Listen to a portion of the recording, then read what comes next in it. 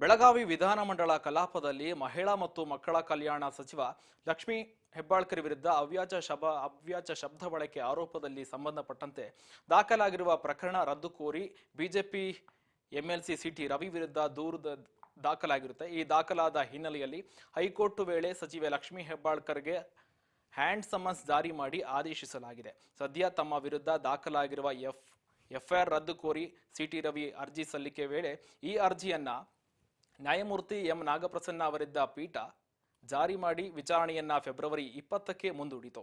ಇನ್ನು ವಿಚಾರಣೆ ವೇಳೆ ಸಿಟಿ ರವಿ ಪರ ವಕೀಲರು ಶಾಸನಸಭೆ ನಡೆಯುತ್ತಿದ್ದ ವೇಳೆ ಸಂದರ್ಭದಲ್ಲಿ ನಡೆದ ಮಾತುಕತೆಗೆ ಸಂಬಂಧಪಟ್ಟಂತೆ ಎಫ್ಐಆರ್ ದಾಖಲಾಗಿದೆ. ಇದು